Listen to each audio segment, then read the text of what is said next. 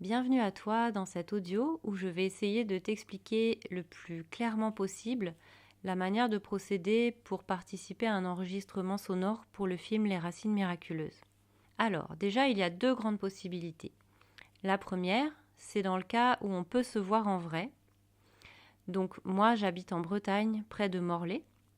Et si à l'occasion de vacances, ou si tu as de la famille par là, ou si tu as envie de visiter le coin, ou si tu es tout simplement habitante pas trop lointaine de cet endroit, eh bien nous pouvons nous rencontrer.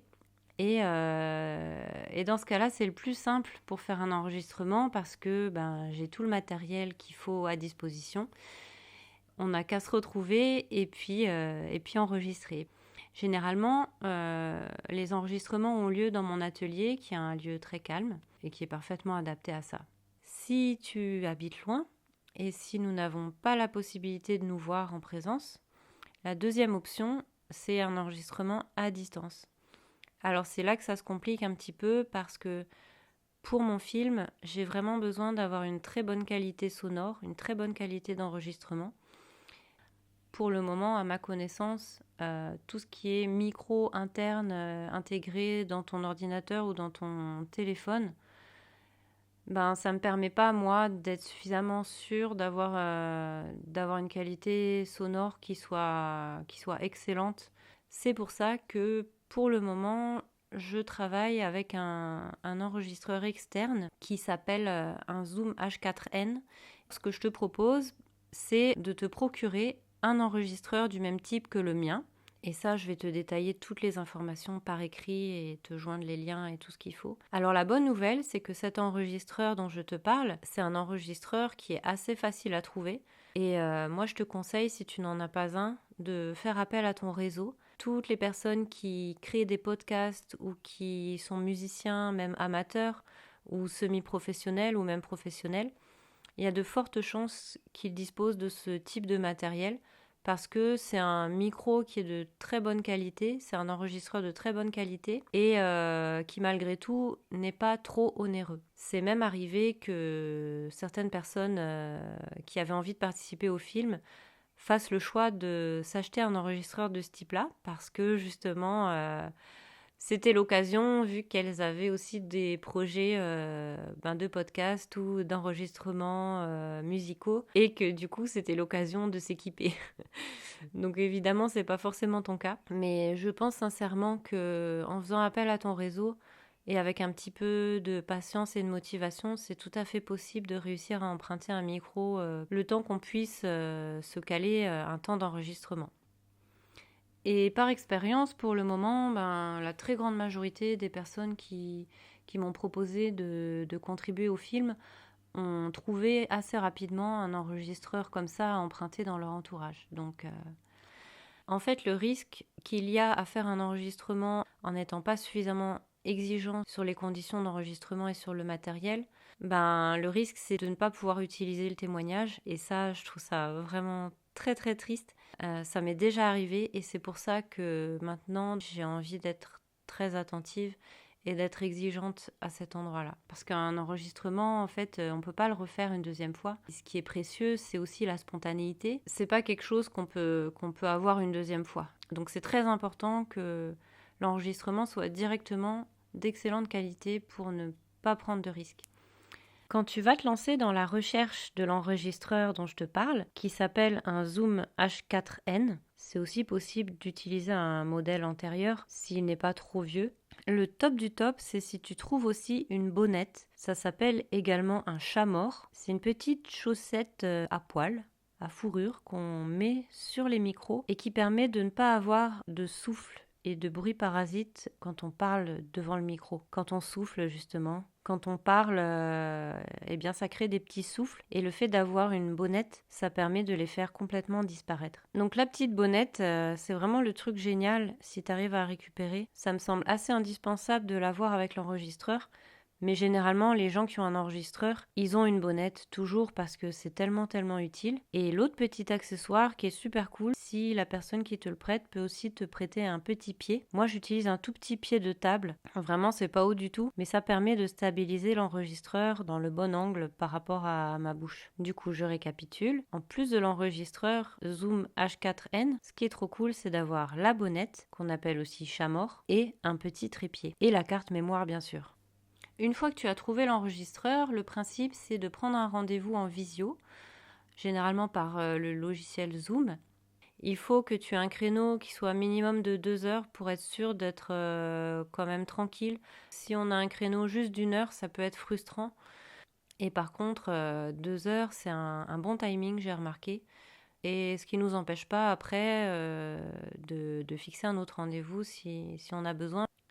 À partir du moment où tu auras trouvé cet enregistreur, eh bien la deuxième chose à trouver, ça va être le lieu suffisamment silencieux pour pouvoir faire l'enregistrement. Alors là, l'important c'est de dresser l'oreille dans les lieux auxquels on pense et d'écouter vraiment avec attention parce que ça arrive très souvent qu'il y ait des bruits de fond qu'on ne remarque plus, comme par exemple un frigo qui va se mettre en marche tout d'un coup, une rue très passante où il y a très souvent par exemple des chiens qui aboient ou des motos. De la même façon, si tu as un ordinateur qui est très bruyant, ça peut être problématique, ça risque de s'entendre aussi. Tout ça, c'est le genre de bruits parasites qui peuvent être vraiment pénibles et qui peuvent carrément mettre en danger l'utilisation de l'enregistrement.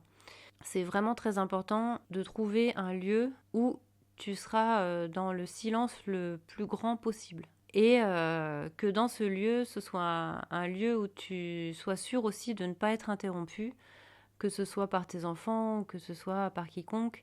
Donc il faut bien penser aussi à débrancher le téléphone, à éteindre le téléphone et à prévenir les gens à l'avance de ne pas venir dans cet espace à cette date-là. Pour l'enregistrement, tu vas avoir besoin de t'organiser un peu, tu vas avoir besoin de prévoir des piles de rechange, tu vas avoir besoin d'une carte SD vide de bonne capacité. Alors moi, j'utilise carrément des 32 Go, mais c'est pas obligé que ce soit autant. Mais si tu te fais prêter l'enregistreur, la personne pourra certainement te prêter la carte qui va avec. Et il faut bien penser à lui demander que la carte ait été vidée au préalable pour qu'on ne se retrouve pas coincé faute d'espace dans le disque, ce serait dommage.